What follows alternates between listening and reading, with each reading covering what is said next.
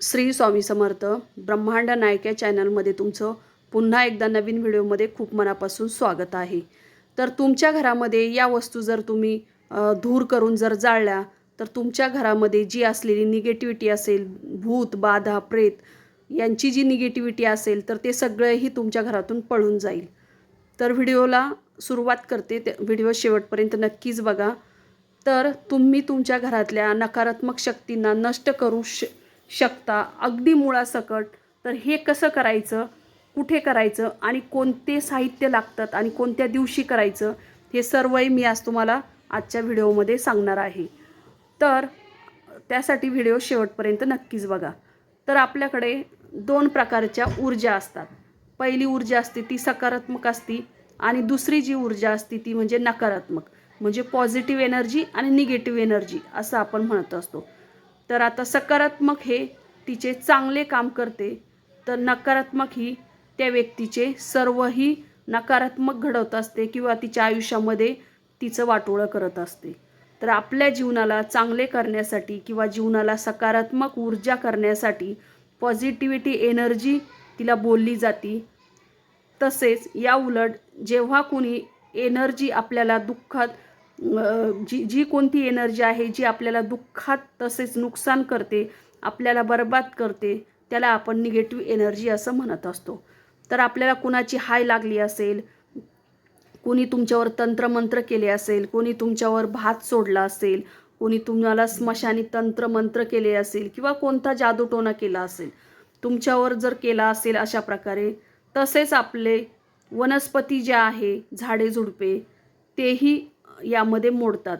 तर काही झाडांच्या फांद्या असतात, मुळे असतात, त्यांना मंत्रतंत्राच्या माध्यमातून अभिमंत्रित करून त्या त्या घराच्या परिसरामध्ये किंवा अंगणामध्ये ते गाडले जातात आणि त्यावेळेस ते घर पूर्णपणे बर्बाद होण्यास सुरुवात होत असते। म्हणजेच काय, तर त्या घराचा नामशेष होत असतो। म्हणजेच याला करणी बाधा किंवा आपण त्याला जादूटोणा म्हणत असतो। असे बरेच प्रकार असतात, त्याचा मोठा परिणाम लोकांना भोगावा लागतो आणि त्यांचं आयुष्य उद्ध्वस्त झालेलं आपण बऱ्याच जणांनी बघितलेलं आहे। तर अशा काही गोष्टी असतात ज्या निगेटिव्हिटी एनर्जीला पळवून लावतात आणि पॉझिटिव्हिटी एनर्जीला इन्क्रीज करत असतात किंवा त्यांना त्या पॉझिटिव्हिटी ज्या आहे तर त्या वाढवत असतात। तर यासाठी काही उपायाने तुमच्या घरातील निगेटिव्हिटी ही निघून जाईल। आता एनर्जी निघून जाईल। सर्वात आधी आहे ते म्हणजे गुगुळ। तर हा गुगुळ हा पानझडी वनस्पती आहे। तर तो पानझडी वनस्पती मध्ये मोडतो आणि याचा उपयोग बऱ्याच घरांमध्ये धूपन करण्यासाठी वापरला जातो। यामध्ये सकारात्मक ऊर्जा आकर्षित होत असते। आता हा गुगुळ तुम्हाला पूजेच्या साहित्य मी जे सांगणार आहे ते सर्व तुमच्या घरामध्ये असेल किंवा पूजेच्या साहित्याच्या दुकानात जर तुम्ही गेला तर ते सगळे भेटतं। तर सगळ्यात आधी तुम्हाला गुगुळ घ्यायचा आहे, त्यानंतर लोबनचा जो धूप असतो तर तो घ्यायचा आहे, त्यानंतर भीमसेन कापूर घ्यायचा आहे, नंतर पिवळी मोहरी घ्यायची आहे तुम्हाला जी सगळीकडे उपलब्ध असते, त्यानंतर देशी गाईचे शुद्ध तूप घ्यायचे आहे, इतर कोणतेही तूप घ्यायचे नाही, तर देशी गाईचे शुद्ध तूप घ्यायचं, त्यानंतर काळा गूळ घ्यायचा आहे, त्यानंतर कडुलिंबाची जी सुकलेली पानं असतात तर ती घ्यायची आहे। हे सर्व साहित्य तुम्हाला एकत्र करायचं आहे आणि आठवड्यातून 2दा म्हणजेच तुम्हाला मंगळवारी व शनिवारी हा उपाय करायचा आहे।